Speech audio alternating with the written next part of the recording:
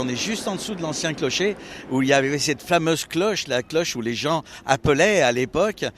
Quand on sonnait, les pauvres venaient chercher de la nourriture. C'est pour ça que ce lieu est symbolique sur Lyon, qu'on part toutes les semaines de ce lieu-là. C'est parce qu'en réalité, il est symbolique. Il y a 400 ans, il y avait déjà les gens qui venaient à la charité et qui venaient chercher de la nourriture.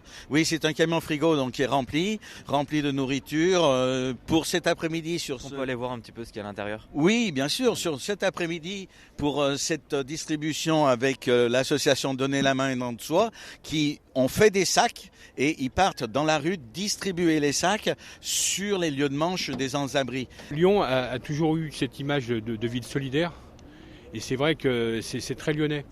Cette solidarité qui s'organise autour de chefs cuisiniers, on est la ville de la gastronomie, je le rappelle, et c'est important que les chefs qui servent plutôt habituellement à de grandes tables, des hôtes de marque et des repas très chers, des menus très chers, et bien là, ils se mettent au service des plus démunis et ils préparent des repas d'ailleurs de bonne qualité. J'ai pu le voir avec les différents chefs qui servent. D'ailleurs là, je vais voir le chef Bono, qui a fait une bûche plutôt, là, il fait des bûches pour les enfants hospitalisés. Donc tout le monde se mobilise, en fait, tous les restaurateurs se mobilisent pour les plus démunis et je trouve ça extra à chaque fois.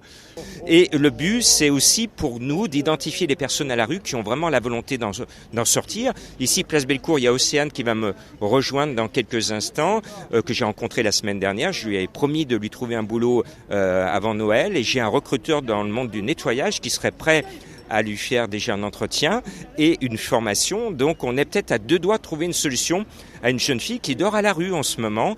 Donc voilà, c'est un peu la magie de notre association Donner la main dans le soi.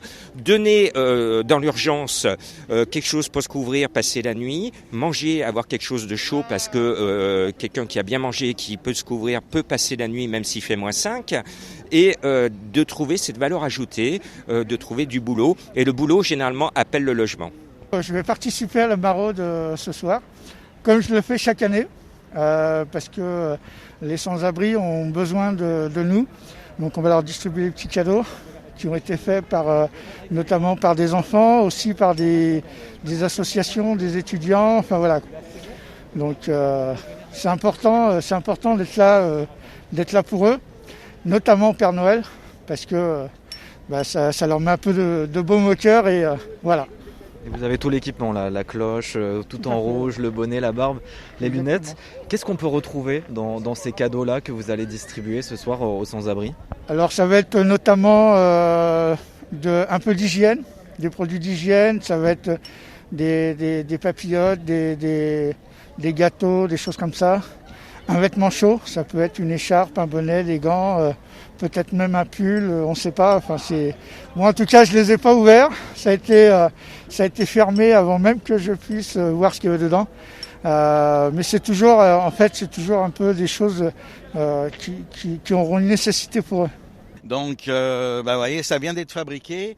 Vous avez, alors je commence par l'arrière, tant pis, mais ils vont avoir un avocat chacun, ils vont avoir 3 œufs cuits durs avec de la salade et de la sauce, ils vont avoir une orange, un pomelos, ils vont avoir un paquet de gnocchis, ils vont avoir une boîte composée en entrée de ricotta des établissements Janier, le meilleur ouvrier de France, des pains à la tomate avec un M et des gnocchis poêlés, et ils vont avoir une boîte avec des raviolis à la bolognaise et une ratatouille de légumes frais, comme vous voyez, courgettes, aubergines, tomates, voilà.